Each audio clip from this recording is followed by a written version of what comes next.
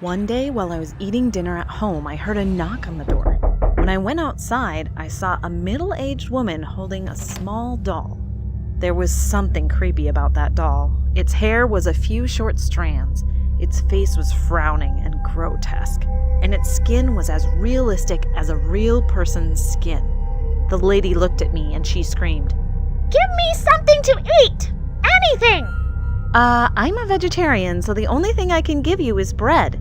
Would you like that too?" She nodded her head, and I brought her the bread. Then she snatched the bread and stuffed it into the mouth of the doll she was holding. The doll's mouth was quite large and seemed to have a lot of space inside. It was as if the bread was being sucked into it. I looked at her with a confused expression, and she said, "She eats everything. She'll probably eat your face off too." Then she put her ear to her doll's mouth, and after a moment she suddenly said, "She wants meat. She says the bread is not delicious." I was horrified and just closed the door. Then she shouted from outside the door, "Babies need to eat protein to grow taller."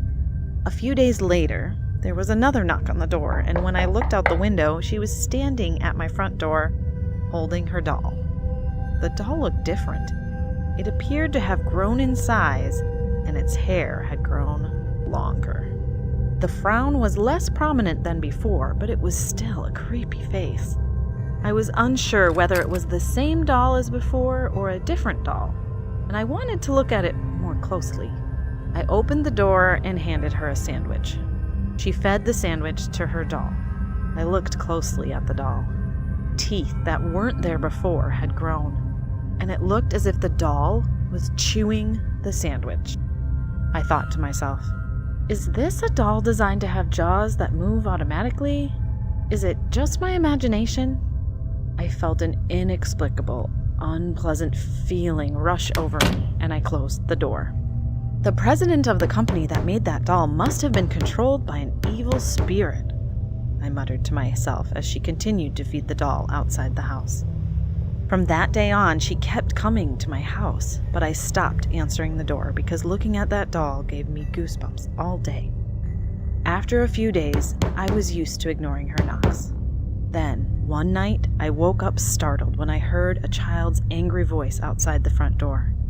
I checked the time. It was 3 a.m., and I was irritated. I carefully looked out the window.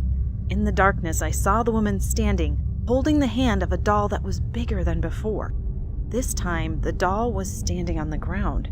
The doll's face had a severe frown. The woman knocked on the door and screamed, "My child wants to eat soup with meat right now!" Then she tried to open the window of my house. "Damn, I'm a vegetarian!" I was so angry that I screamed at her, and then she disappeared. The next day, as I was passing through the neighborhood, I noticed a police line had been placed on my neighbor's house. I asked a local resident standing there what was going on, and what he said was shocking. "You know the woman who carries a doll and begs every day? She killed the man who lived in this house. However, the method of murder was a bit bizarre. The man's stomach was cut open with the doll's fingernails. The police said the doll's fingernails were sharp as knives. What's even more shocking is that she made soup with the flesh of the man's corpse.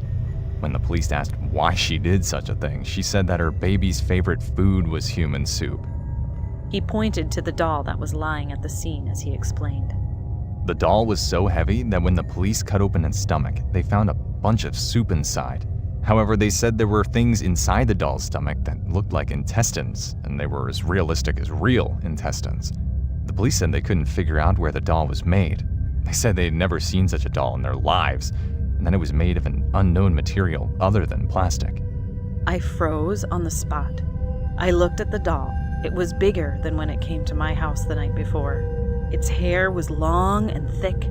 Its teeth and fingernails were like blades, and it had a faint smile on its face. I quickly returned home, and for several days I had terrible nightmares about the doll eating my flesh. I later learned the woman's story.